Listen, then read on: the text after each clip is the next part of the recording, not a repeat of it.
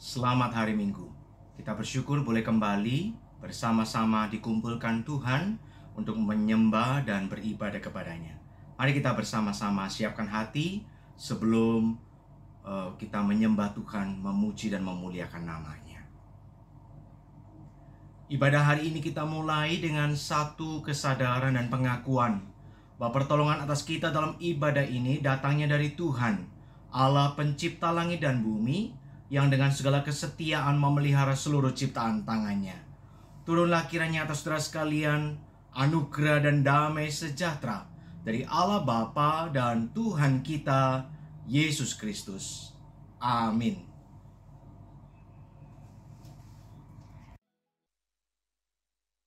Shalom jemaat dimanapun Anda berada. Saudara-saudara, saya percaya bulan demi bulan boleh kita lewati, hari demi hari, minggu demi minggu boleh kita lewati. Itu semua karena pertolongan dari Tuhan. Bahkan ketika kita masih diberikan kesempatan untuk boleh datang beribadah hari ini, itu semua juga karena anugerah dari Tuhan. Bahkan saudara-saudara, mungkin saudara melihat dengan settingan yang berbeda seperti minggu-minggu yang sebelumnya. Tapi saudara-saudara, biarlah perubahan-perubahan yang ada tidak merubah motivasi kita, sikap hati kita di dalam kita datang memuji dan menyembah Tuhan. Mari sama-sama saudaraku, kita siapkan hati kita. Kita mau datang masuk di dalam ibadah kita pada hari ini. Tenangkan hatimu di hadapan Tuhan. Berdoalah secara pribadi. Memohon Dia Tuhan yang sudah mengundang kita datang untuk beribadah kepadanya, untuk boleh menuntun dan menyertai setiap kita.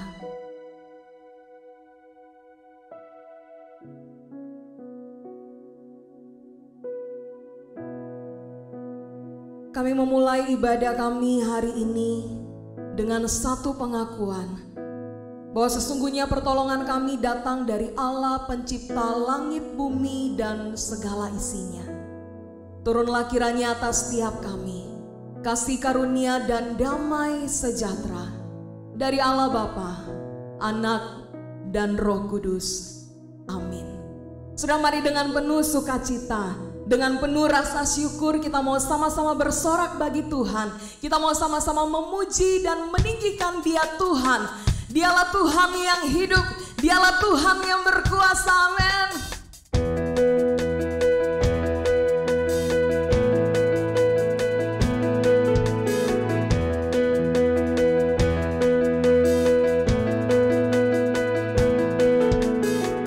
Terpujilah nama-Mu Tuhan, kuat dan penuh kemuliaan. Satu suara kami nyatakan, kebesaran-Mu tetap selamanya. Terpujilah, terpujilah nama-Mu Tuhan, ajaib dan penuh kemuliaan. Satu hati kami nyatakan, kerajaan-Mu kekal selamanya.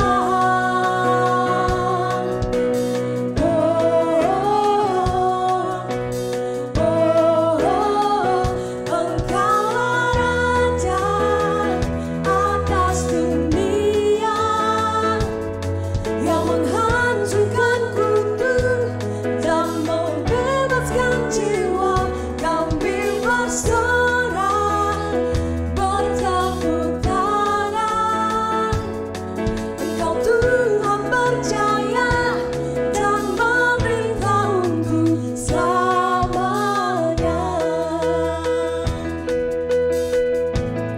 Mari semuanya bertepuk tangan, memuji akan kebesaran Dia, Tuhan yang ajaib, penuh keagungan. Terpujilah nama-Mu Tuhan, katakan Kau ajaib, ajaib dan penuh keagungan. Satu hati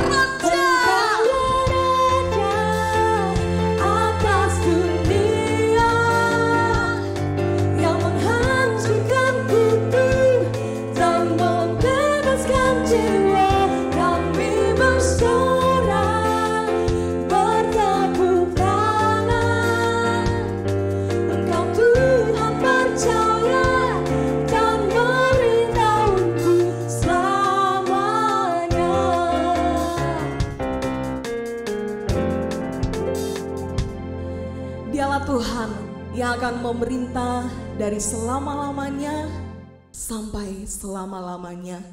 Karena itu saudara-saudaraku, mari kita mau terus datang kepada Dia. Kita mau datang untuk menyembah Dia. Kita mau datang dengan penuh kerinduan. Kita mau memuji Dia. Kita mau nyanyikan haleluya. Terpujilah Engkau Tuhan.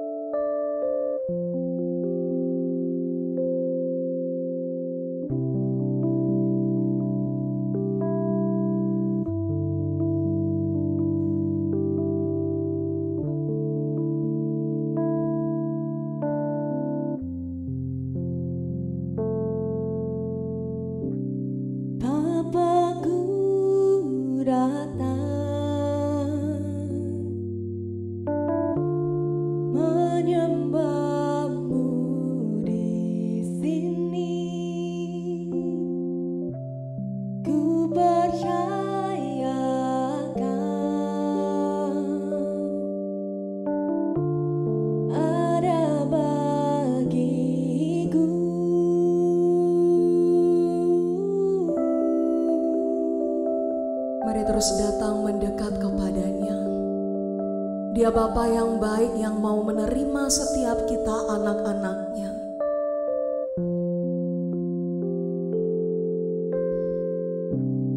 Bapakku datang menyembahmu di sini. Ku percayakan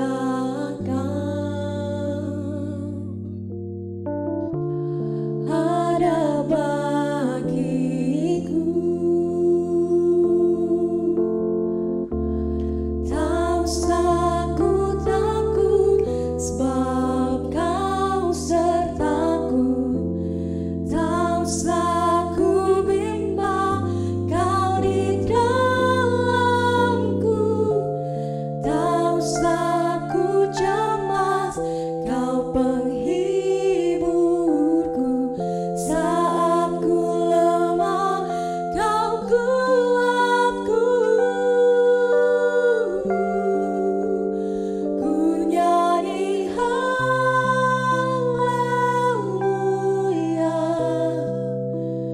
Ku nyanyi haleluya.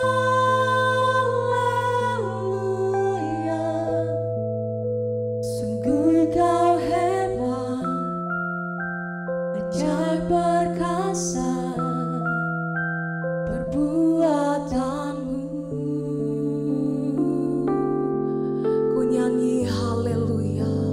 Ku nyanyi haleluya.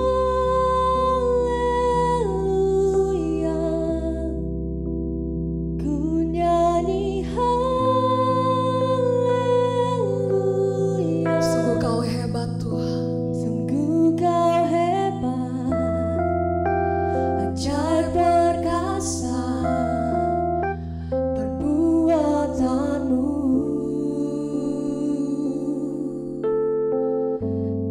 Di hidupku.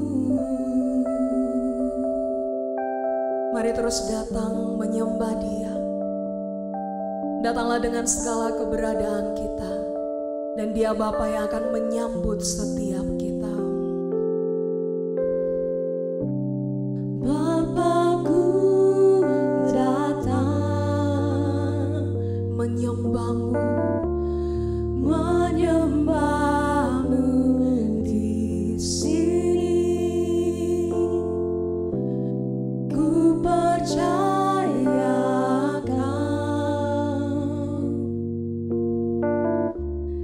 ada bagiku.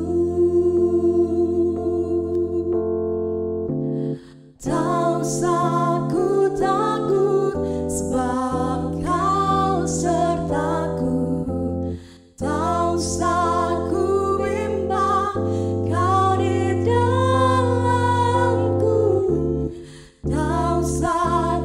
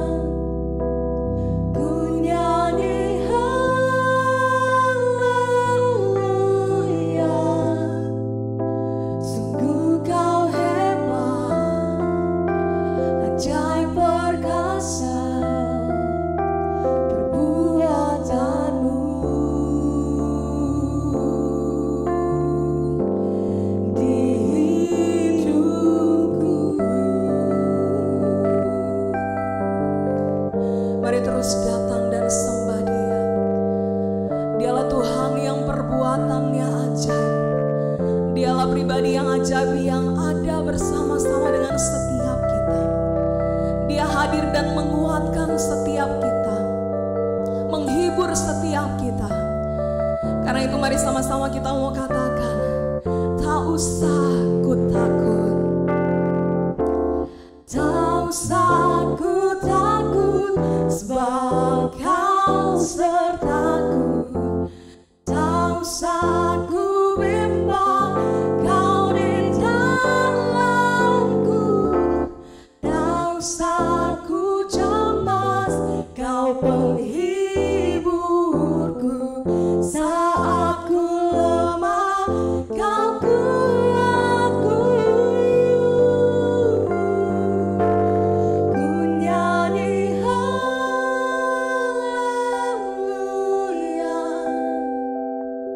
ku nyanyi haleluya. Sungguh Kau hebat, ajaib perkasa perbuatanmu. Nyanyikan haleluya, ku nyanyi haleluya,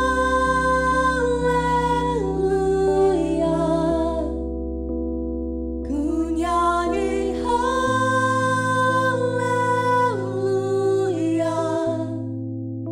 Sungguh Kau hebat, ajaib perkasa perbuatanmu.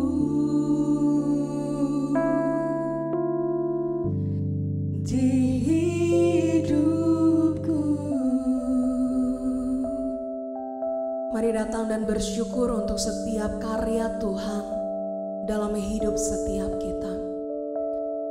Mari datang dan naikkan pujianmu kepada Dia, Tuhan yang hidup. Karena Dialah Tuhan, Dialah Raja yang berdaulat atas setiap kita, umat ciptaan yang milik kepunyaannya. Mari sembah Dia. Engkaulah Tuhan, Engkaulah Raja, berdaulat atas hidupku. Ku berserah penuh. Engkaulah Tuhan, Engkaulah Raja, berdaulat atas hidupku. Ku berserah penuh. Engkaulah Tuhan, Engkaulah Tuhan, Engkaulah Raja, Engkaulah Raja, berdaulat atas hidupku. Ku berserah penuh. Dialah Tuhan dan Raja atas hidup setiap kita. Mari sama-sama dengan penuh keyakinan kita mau katakan, Kaulah Tuhan, Kaulah Tuhan, Engkaulah Raja. Katakan, Kaulah Tuhan, Kaulah Raja, Kaulah Tuhan, Engkaulah Raja. Kaulah Tuhan, Kaulah Tuhan, Engkaulah Raja. Kaulah Tuhan, Engkaulah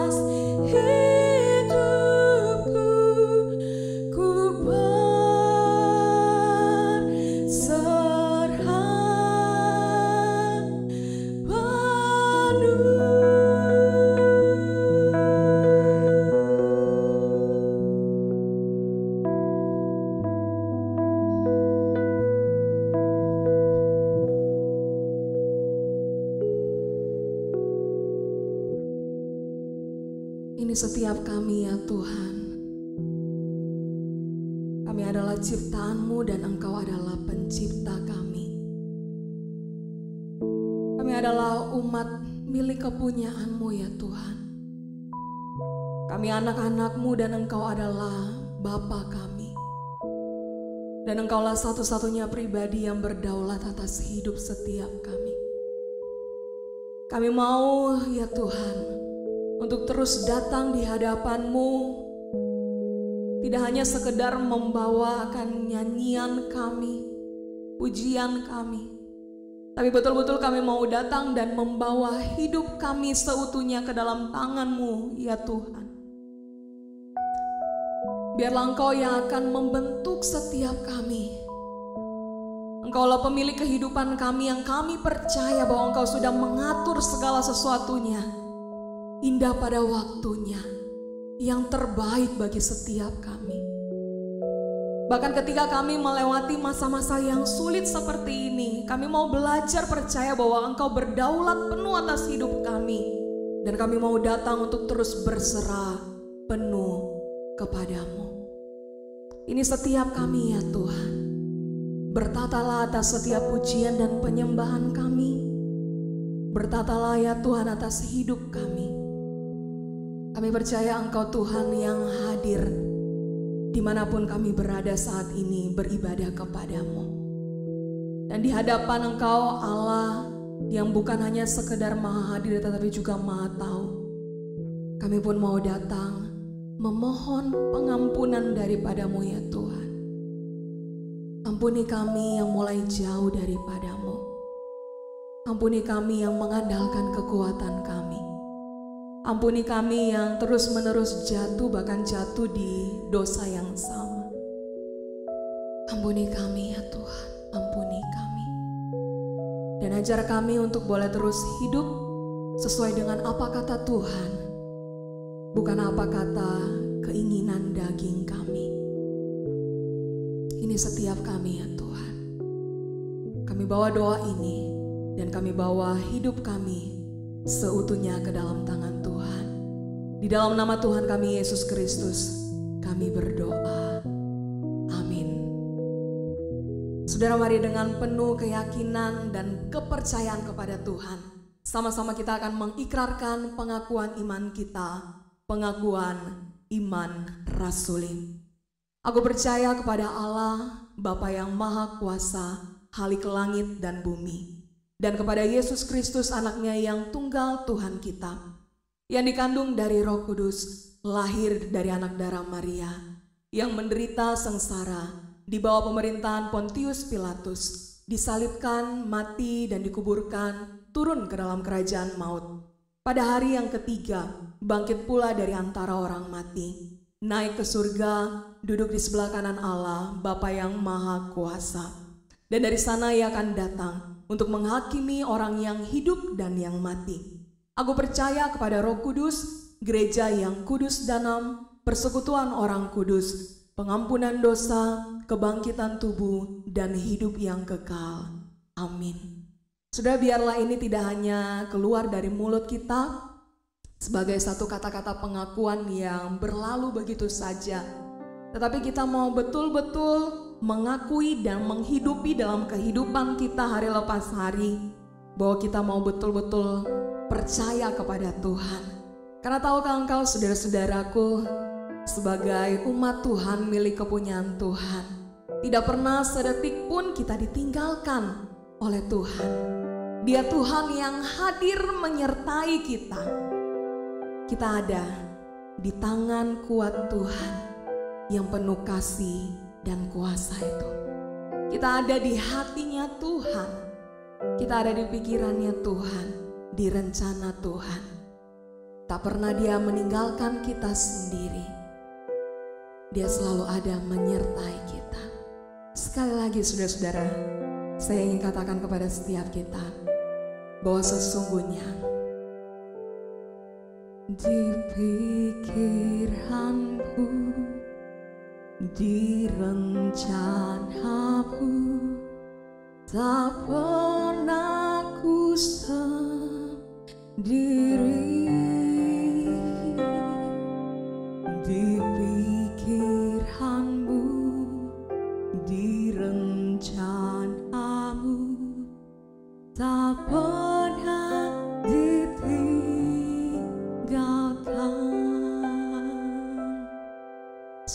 pujian ini. Mari sama-sama kita nyanyikan, dan biarlah ini boleh menguatkan setiap kita. Ku di tanganmu.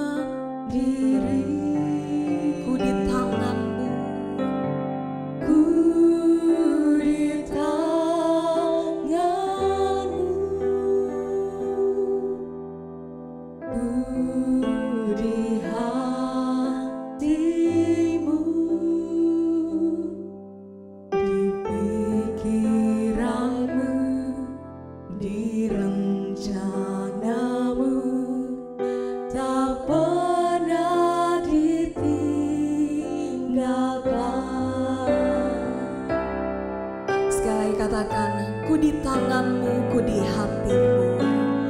Ku di tanganmu, ku di hatimu, di pikiranmu, di rencanamu, tak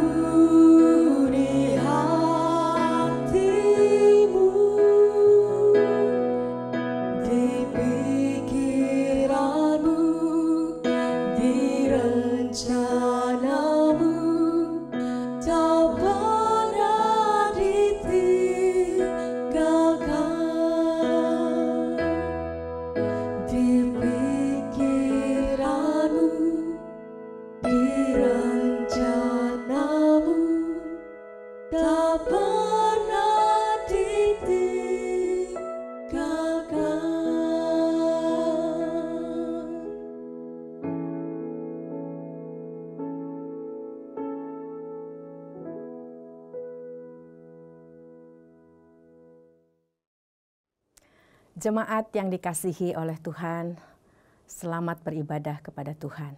Bersyukur bahwa di tengah situasi dan kondisi yang seperti ini, kita tetap boleh datang kepada Tuhan. Kepada siapa lagi sebagai anak-anak Tuhan kalau kita tidak datang kepada Tuhan. Dan bersyukur kita masih tetap bisa menyembah Dia. Dan tentu kerinduan kita pada saat ini adalah ibadah kita, penyembahan kita ini boleh berkenan kepada Tuhan, boleh diterima oleh Tuhan. Saudara, pada hari ini kita akan bersama-sama merenungkan satu tema tentang hidup beriman.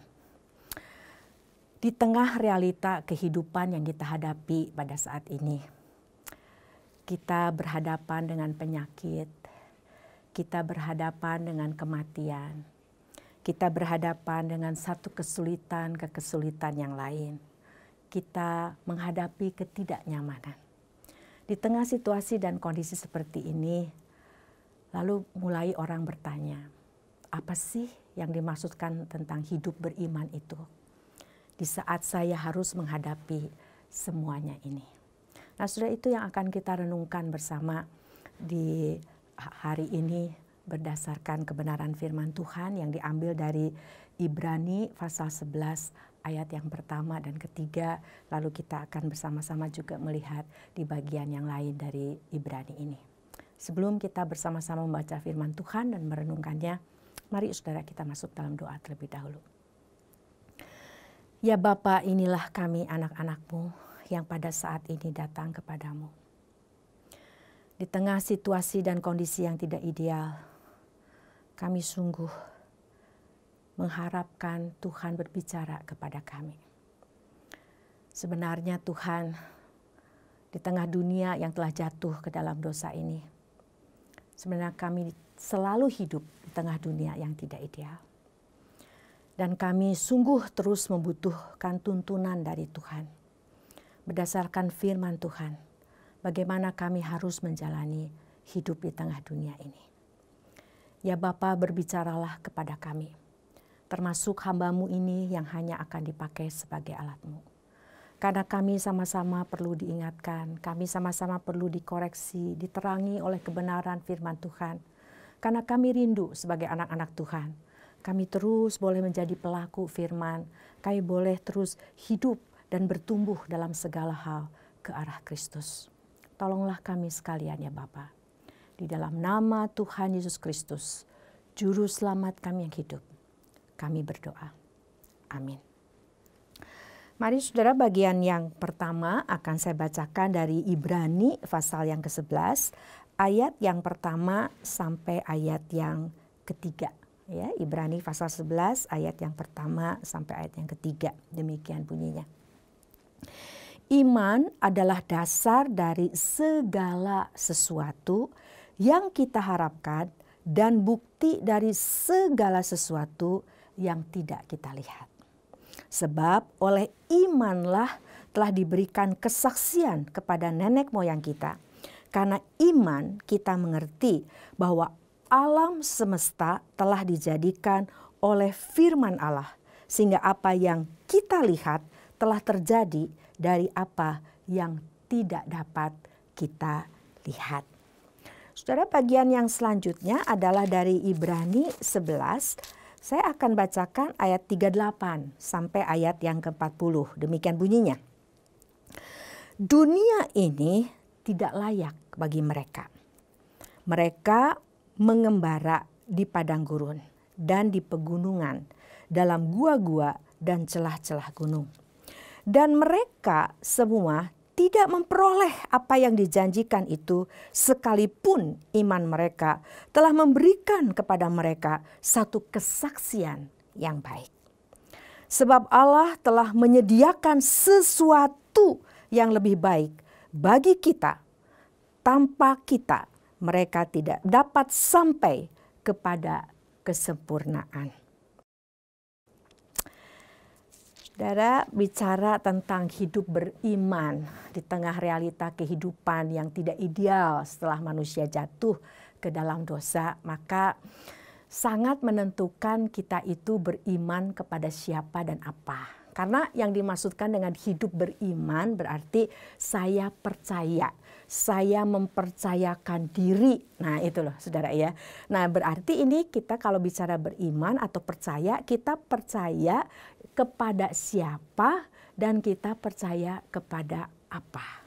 Ini akan menentukan bagaimana saudara dan saya ini nantinya berharap dan merespon realita kehidupan kita. Ya, di dalam menjalani kehidupan ini. Jadi misalnya begini saudara. Karena itu arti iman saudara sebagai orang Kristen begini. Iman itu mencakup 3 hal. Jadi kalau kita bilang percaya itu ada isi kepercayaan kita. Jadi saya tuh percaya kepada siapa, saya percaya kepada apa. Gitu ya.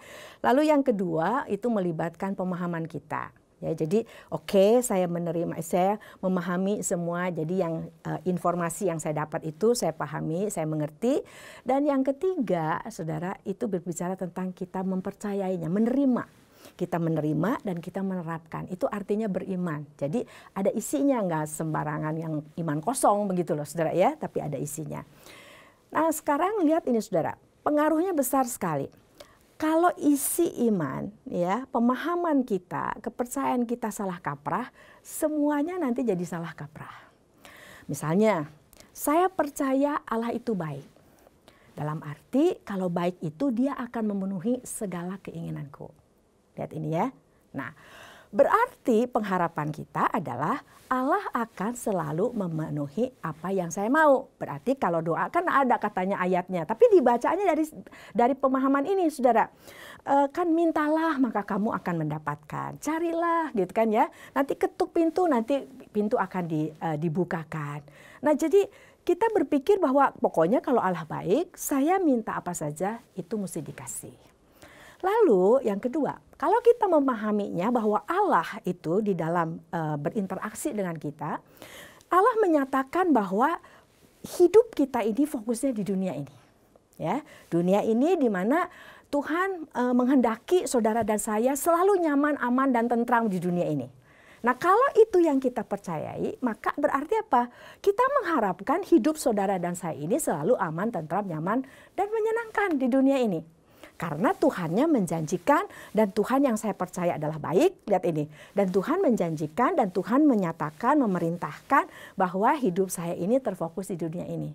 Lihat ini saudara, ini akan mempengaruhi apa yang saya harapkan, ini juga akan mempengaruhi bagaimana saya berespon terhadap apa yang terjadi. Jadi kalau misalnya kita kan bilang kita percayanya Tuhan itu baik dan selalu kasih apa yang saya mau. Dan pada saat tidak terjadi ya marahlah saudara. Katanya Tuhan baik, lalu mulai jadi saudara-saudara kecewa, lalu tidak ke gereja lagi, tidak mau berdoa lagi, tidak mau datang lagi kepada Tuhan karena menganggap bahwa kok Tuhan begini ya, katanya janji baik, katanya janji saya dikasih apa saja yang saya mau, begitu ya. Dan lalu kan Tuhan mengatakan bahwa hidup kita ini adalah fokusnya di dunia ini, begitu kan. Jadi bahwa saya tuh juga mendapatkan kenyamanan dan keokean. Jadi kalaupun dikatakan bahwa Tuhan Yesus datang ke dunia itu memberikan hidup kekal, bagi saya artinya adalah ini saudara, kalau saudara pahaminya begini, hidup kekal itu dari sejak di dunia ininya senang, nanti setelah mati juga senang. Jadi nggak enaknya begitu loh, saudara ya. Nah pada saat kita mengalami yang tidak enak, maka lalu kita bilang, loh kenapa sih Tuhan?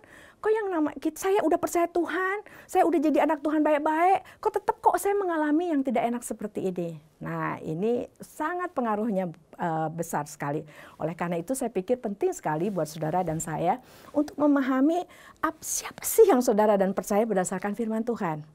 Kalau saudara adalah anak Tuhan berarti saudara sekarang sudah membiarkan pikiran kita, ya hidup kita, itu diformat ulang berdasarkan firman Tuhan. Maka firman Tuhan mengatakan bahwa saudara dan saya sebagai anak Tuhan harus terus diperbaharui. Roma 12 itu ya.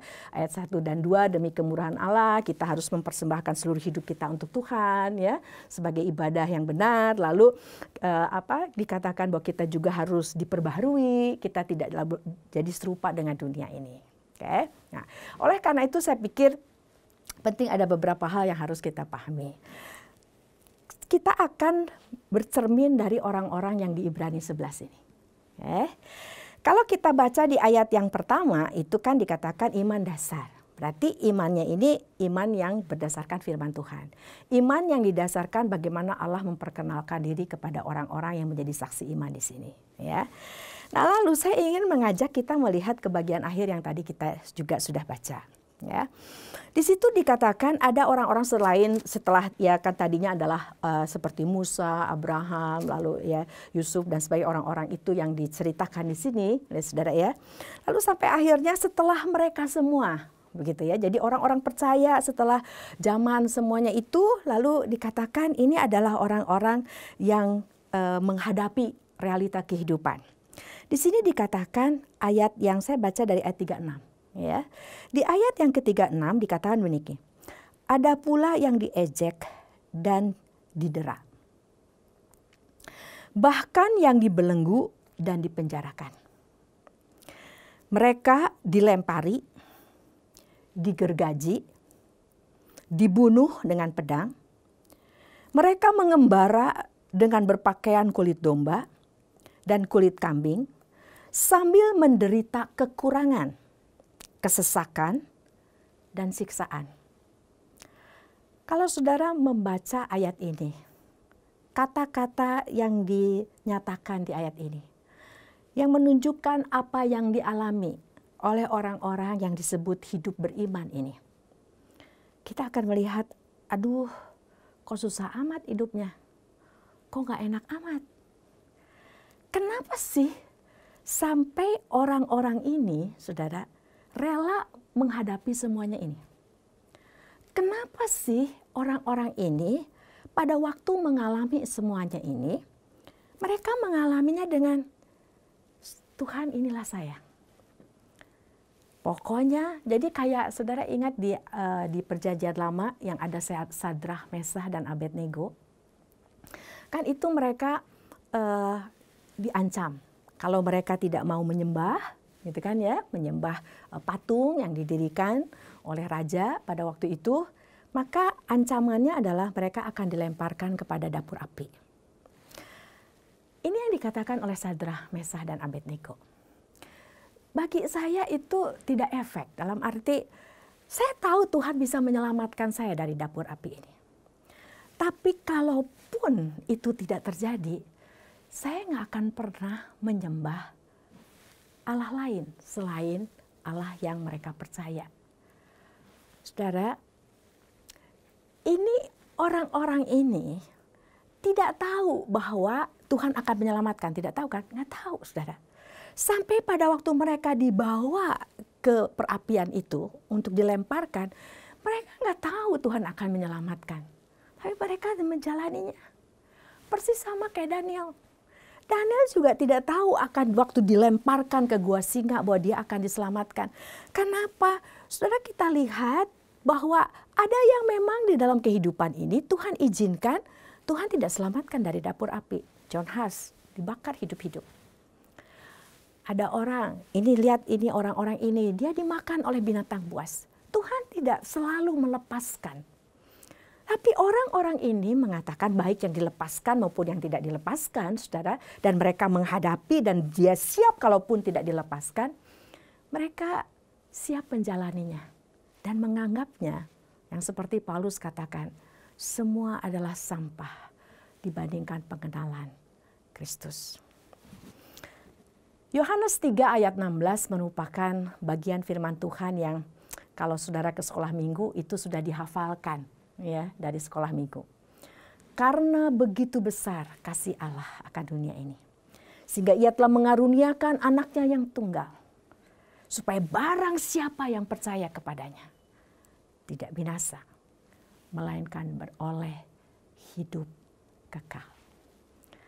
Saudara, hidup kekal di sini, kalau kita bandingkan dengan Yohanes 3 ayat 18, saya ajak saudara kita lihat ya Yohanes pasal yang ke-3 ayat yang ke-18. Saya ajak kita baca itu. Di Yohanes pasal 3 ayat 18 dikatakan seperti ini. Barang siapa percaya kepadanya, ia tidak akan dihukum. Barang siapa tidak percaya, ia telah berada di bawah hukuman, sebab ia tidak percaya dalam nama Anak Tunggal Allah. Barang siapa yang percaya kepadanya, ia tidak akan dihukum. Berbicara bahwa saudara dan saya terlepas dari murka Allah. Akan terlepas dari murka Allah. Tapi siapa yang tidak percaya, dia sudah berada di bawah. Memang sudah divonis dia berada di bawah murka Allah. Nah, lalu kita kaitkan dengan hidup kekal tadi. Jadi apa maksudnya hidup kekal ini? Lalu ada orang Kristen yang berpikir hidup kekal ini berarti bahwa kalau saya sudah tidak berada lagi di bawah murka Allah, ya, saya sudah dijamin tidak dimurkai oleh Allah lagi karena saya percaya Tuhan Yesus sebagai juru selamat saya, gitu kan ya, saudara ya. Maka lalu kita berpikir bahwa oke, kita juga jadi enak aja hidup di dunia ini. Kita jadi nyaman-nyaman aja di dunia ini. Nah, saudara, pada saat saudara menerima Tuhan Yesus oleh karena anugerah Allah, ya, saudara dan saya menjadi anak Tuhan.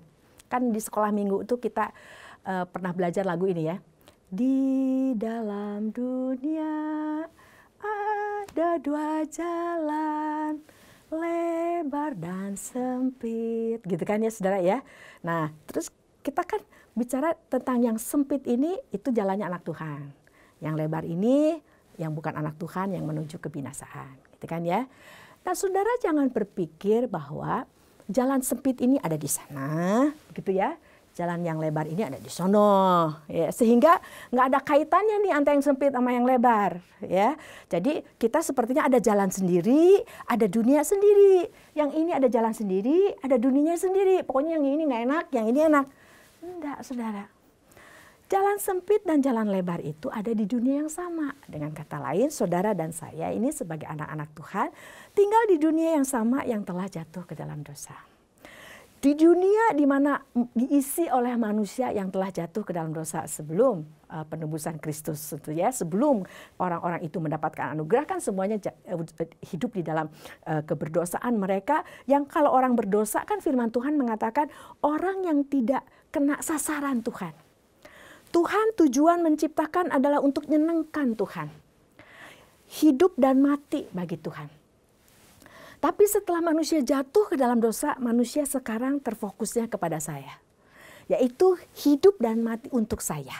Ya, pokoknya kalau bisa jangan mati begitu ya. Menyenangkan, pokoknya hidup ini terfokus kepada dunia ini dan saya bisa memanfaatkan dunia ini untuk menyenangkan saya.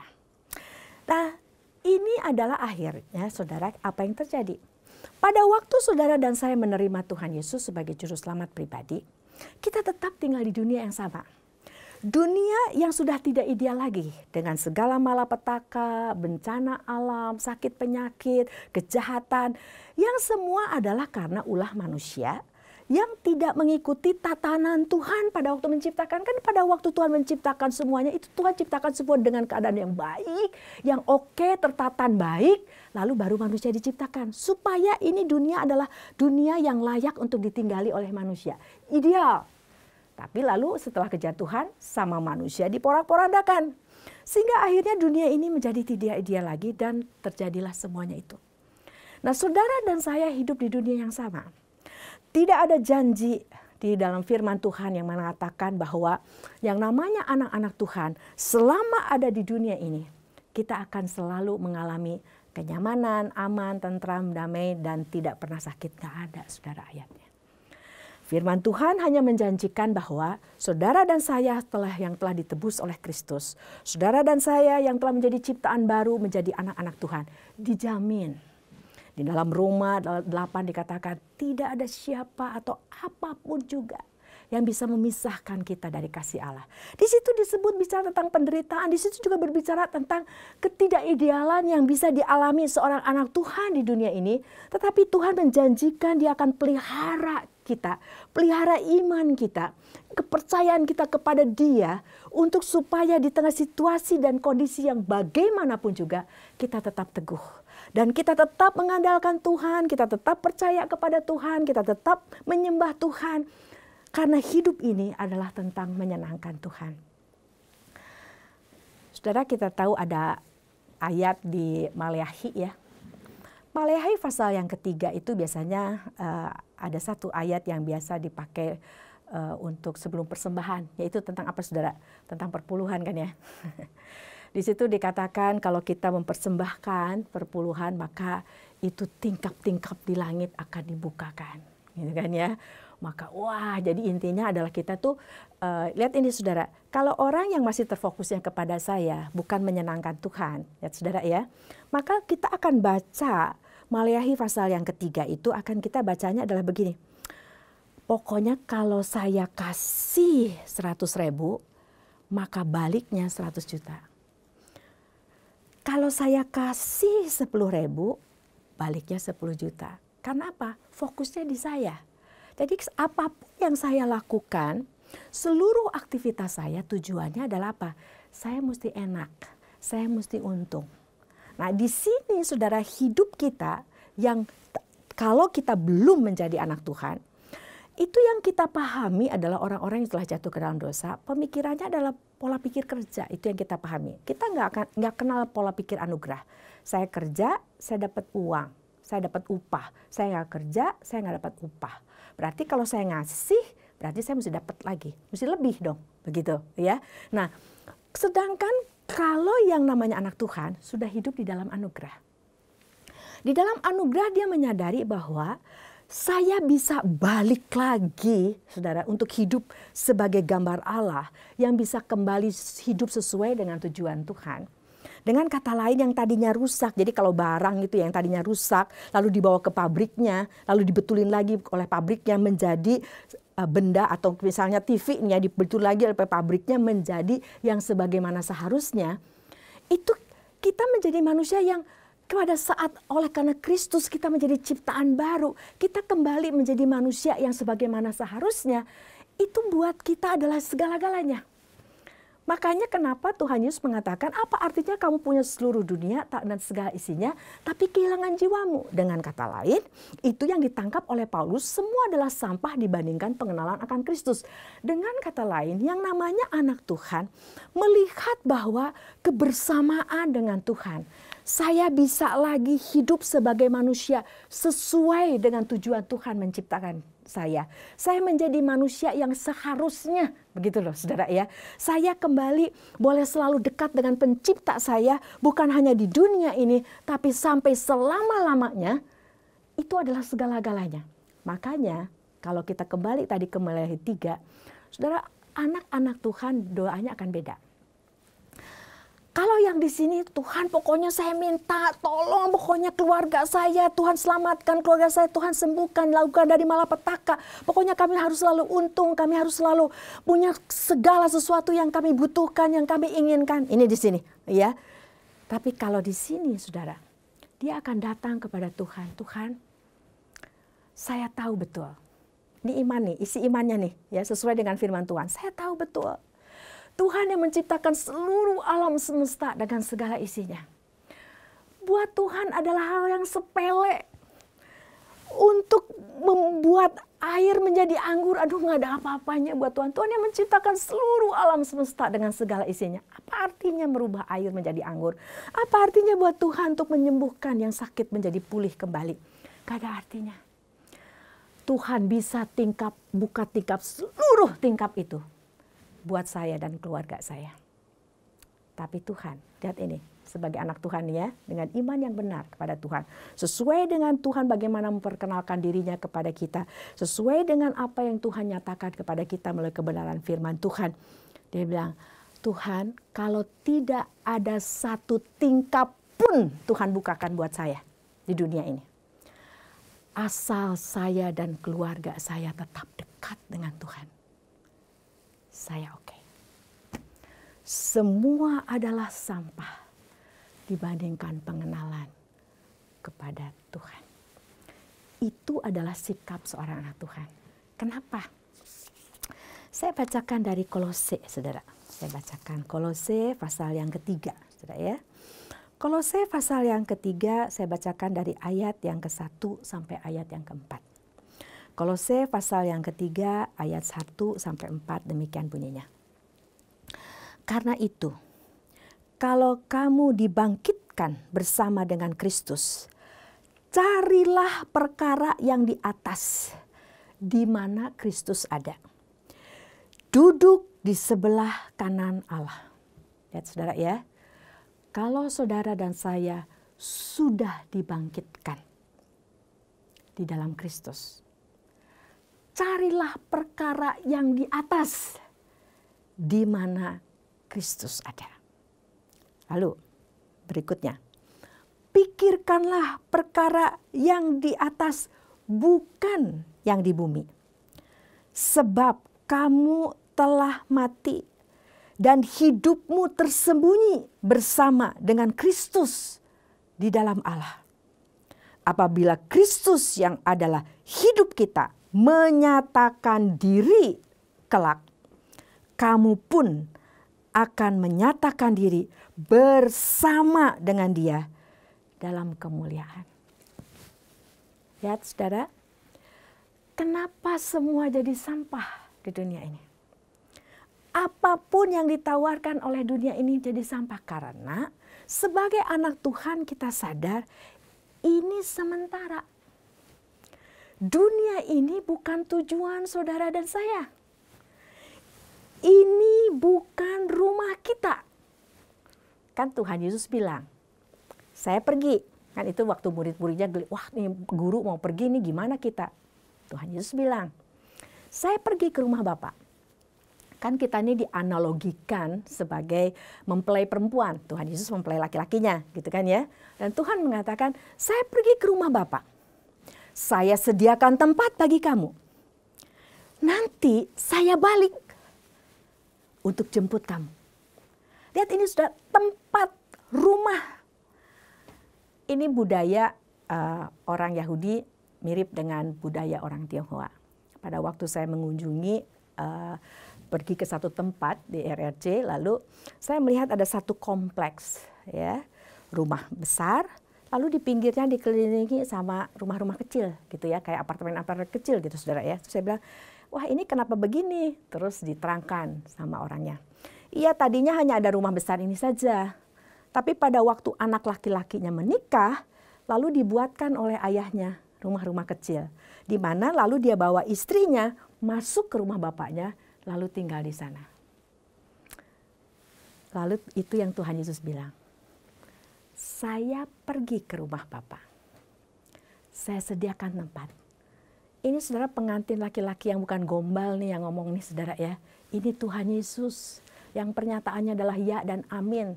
Yang tidak akan mengingkari janjinya, dia yang adalah Allah yang setia. Dan dia bilang, saya sediain tempat buat kamu. Nanti saya balik. Saya bawa kamu ke situ. Itu ngomong apa, saudara Tuhan? Ini bukan rumah kita. Ini sementara. Dunia yang kita hidupi ini adalah sementara. Ada bumi yang baru yang disediakan oleh Tuhan bagi kita, di mana adalah saya akan bersama-sama dengan Tuhan. Muka dengan muka, terus memiliki keintiman, memiliki relasi yang indah bersama Tuhan. Untuk selama-lamanya kita tidak akan jatuh bangun lagi mengecewakan Tuhan. Kita tidak akan jatuh bangun lagi mendukakan Tuhan. Kita akan terus hidup menyenangkan Tuhan. Ini adalah sementara.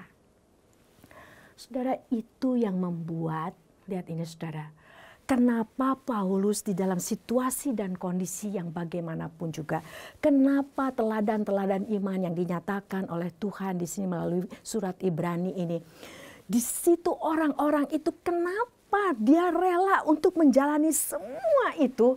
Karena dia tahu ini sementara. Saudara, yang namanya sementara dibandingkan kekekalan, kan ini hidup kekal bersama Tuhan yang dijanjikan. Itu kesementaraan itu dibandingkan kekekalan itu 1 banding tak terhingga, saudara. Dan kalau 1 dibanding tak terhingga, makanya kenapa di sampah, lalu Tuhan bilang gak ada artinya kehidupan bersama Tuhan dibandingkan dengan seluruh dunia dan segala isinya. Karena kalau 1 banding tak terhingga kan jalan terus. Maka 1 ini menjadi tidak ada nilainya. Karena apa, saudara? Makanya kenapa Tuhan bilang hidup ini di sini hanya sementara, dan justru itu kekekalan itu yang menantikan kita untuk selama-lamanya. Tapi lihat ini, bukan berarti lalu ya udahlah nanti aja, enggak. Dari sekarang ini kita terus menjalin keintiman kita bersama Tuhan. Makanya kenapa Tesalonika di situ dikatakan bahwa di surat Tesalonika Tuhan Yesus mati dan bangkit supaya saudara dan saya, ayo kita baca saudara, saya ingin kita baca bersama-sama Tesalonika ini ya. Saya ajak saudara buka Tesalonika, 2 Tesalonika ya saudara. Kita lihat pasal yang ke-5, saudara lihat 2 Tesalonika pasal yang ke-5. Maaf saudara, 1 Tesalonika maksud saya. 1 Tesalonika pasal yang ke-5. Coba perhatikan saudara, saya bacakan mulai dari ayat yang ke-9. Ya. 1 Tesalonika pasal 5 ayat 9. Demikian bunyinya.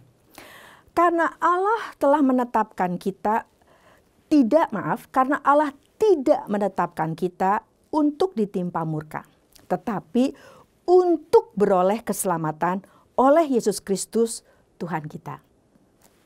Terus, yang sudah mati untuk kita, supaya, perhatikan kata supaya ini, supaya entah kita berjaga-jaga, entah kita tidur, kita hidup bersama-sama dengan Dia. Karena itu nasihatilah seorang akan yang lain, dan saling membangunlah kamu seperti yang memang kamu lakukan. Lihat ini saudara, berjaga-jaga, entah kita tidur, kita hidup bersama dengan Dia. Pada saat kita hidup maupun pada saat kita mati, karena kan di Tesalonika Paulus ini sedang mengajarkan tentang bahwa kita yang mati duluan itu kayak tidur gitu loh saudara, sampai nanti Tuhan Yesus datang kedua kalinya membangkitkan. Jadi bisa juga dalam arti bahwa pokoknya apapun yang terjadi lagi kita karena kita harus terus mempersembahkan seluruh hidup kita buat Tuhan, tentu saja berjaga dalam arti pada waktu bangun, pada waktu lagi tidur secara harfiah itu artinya, atau pada waktu kita sedang masih hidup atau kita mati, kita itu hidup dan mati untuk Tuhan. Apapun di dalam kehidupan ini, kita itu hidup dan mati. Kita bersama Tuhan, kita berjalan bersama Tuhan. Tuhan menghendaki keintiman itu mulai dari sekarang, bukannya nanti, saudara. Pada saat ini, saudara dan saya selalu bersama-sama dengan. Dan itu saudara dan saya harus melihatnya adalah segala-galanya. Makanya kenapa saudara teladan-teladan iman tadi.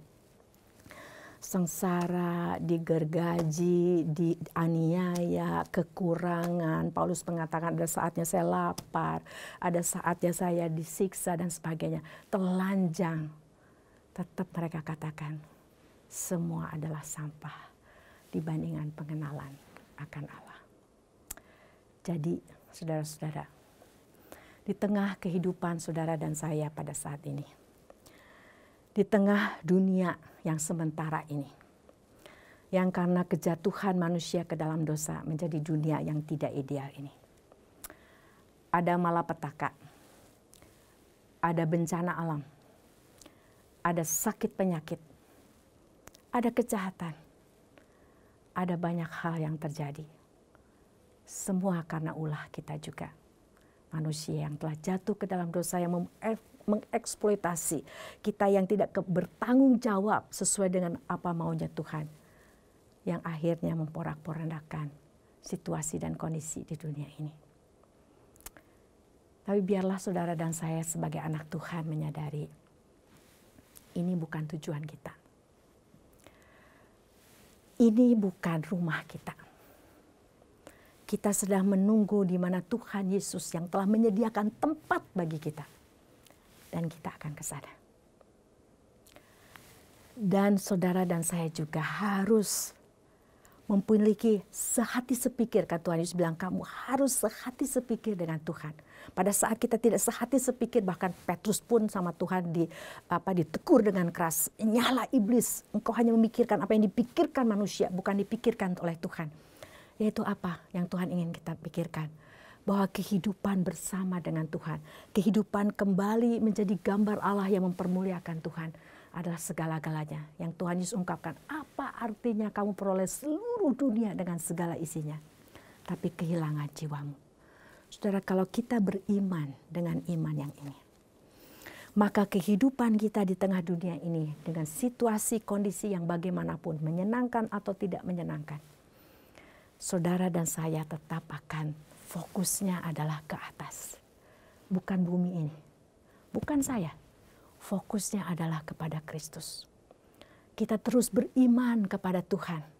Dan kita tetap menjalani, kita tetap berjerih lelah di sini, berjuang habis-habisan untuk nyenengin Tuhan. Tetap saudara, itu memang adalah kita didesain untuk itu, menjadi ciptaan baru. Artinya kita tetap habis-habisan untuk Tuhan. Makanya kita tetap berjerih lelah, tapi bukan berjerih lelah tanpa Tuhan. Saya bacakan terakhir dari 1 Korintus 15 ayat 58. Kiranya kita di dalam menjalani kehidupan pada saat ini, apapun yang saudara dan saya sedang alami pada saat ini, ingatlah akan firman Tuhan ini.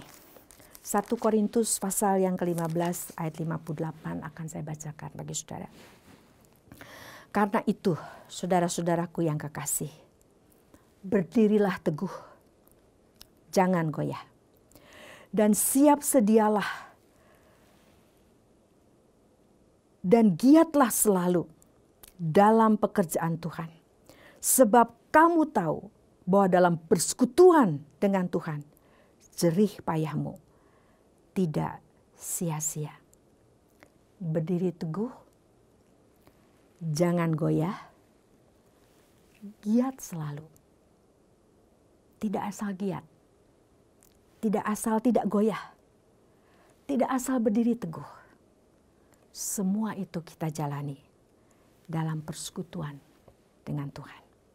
Dan pada saat itu terjadi, kapanpun Tuhan bilang berhenti hidup dalam kesementaraan ini. Dengan antusias, ini memang bukan rumah saya. Ini memang bukan tujuan akhir saya. Tuhan, ini saya. Saya siap pulang. Di sini saya jalani bersama Tuhan. Dan saya pada saat Tuhan panggil saya pulang, saya terus akan jalani bersama dengan Tuhan. Amin. Mari kita berdoa. Ya Tuhan,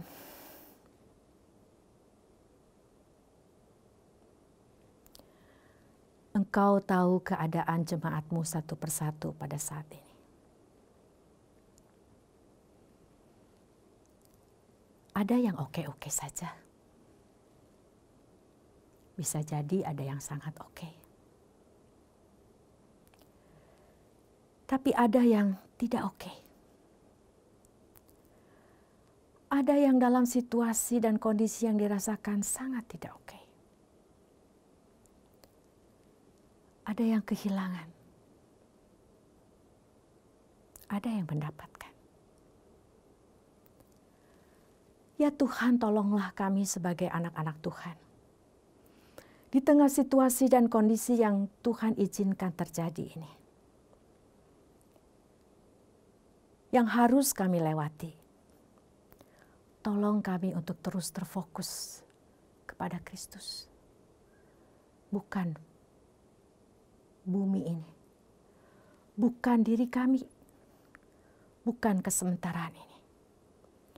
Tapi biarlah hidup kekal itu terus kami jalani mulai saat ini dan sampai selama-lamanya. Hidup kekal bersama Tuhan.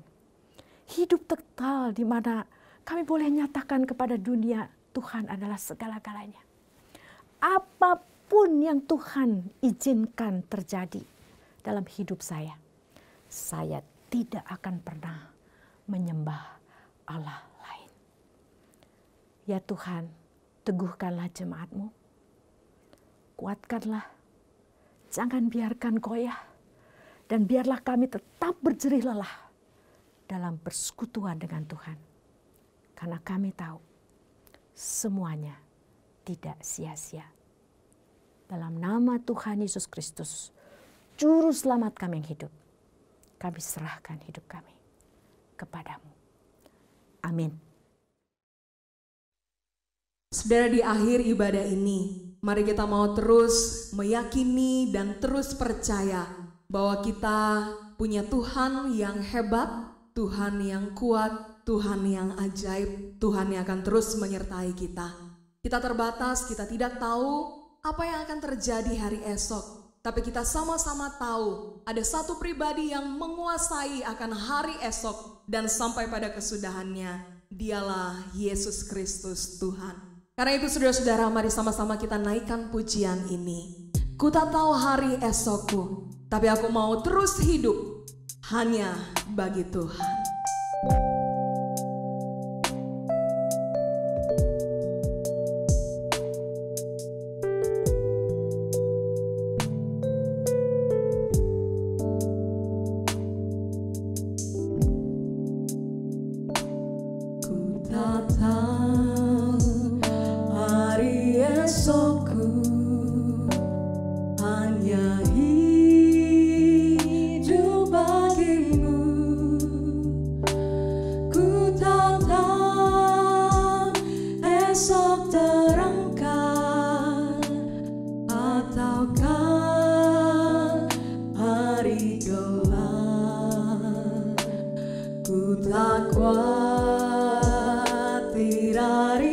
esok, karena ku tahu janjinya.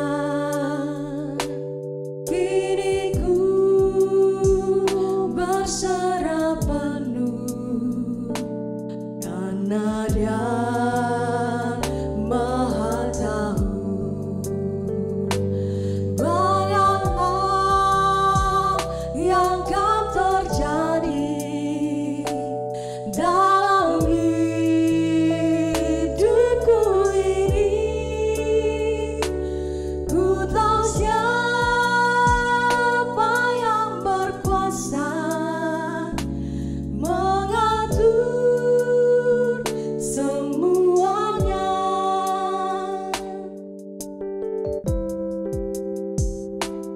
Ku tak tahu hari esokku, mungkin miskin terlantar, burung bunga Dia pelihara. Aku di antaranya, jalanku kan Kau ratakan, firman-Mu beri penerang. Hidupku Kau pandu selalu, darah-Mu beri lindungan. Banyak hal yang akan terjadi dalam hidupku ini. Ku tahu siapa yang berkuasa mengatur. Banyak hal yang akan terjadi, banyak hal yang akan terjadi dalam hidupku ini. Ku tahu siapa yang berkuasa mengatur semuanya. Kepada Dia Tuhan yang akan mengatur semuanya, mari kita mau kembalikan segala pujian, syukur, hormat bagi Allah Bapa, Anak, dan Roh Kudus. Doksologi.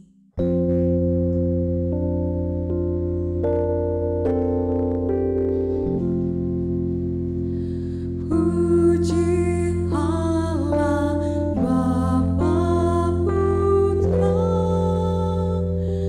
puji Allah Roh Kudus,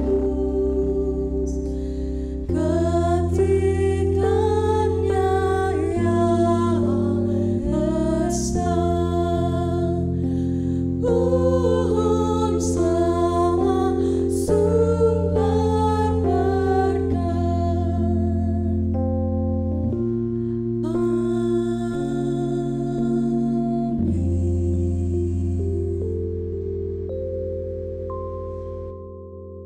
Saudara yang kukasihi, mari bersama berdiri memohon anugerah Tuhan, dan biarlah kasih karunia dan damai sejahteranya yang akan melimpah dalam kehidupan kita.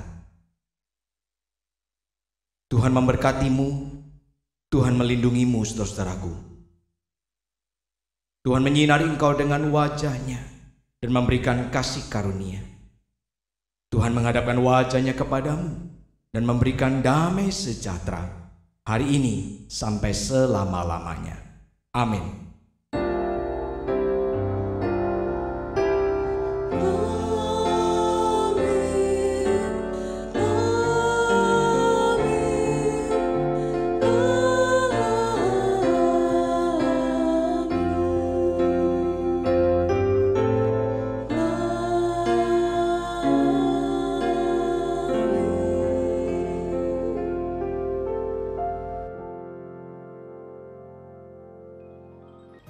Maka sekarang Jemaat Tuhan, di akhir ibadah ini saya ingin menyampaikan beberapa pengumuman untuk kita perhatikan bersama.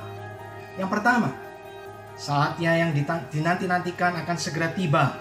Ya, saudara, para pemimpin gereja ini telah mengambil keputusan dengan terus mendoakan dan mempersiapkan diri bahwa nanti di minggu pertama bulan Oktober 2021 kita berencana akan memulai kembali ibadah tatap muka secara terbatas.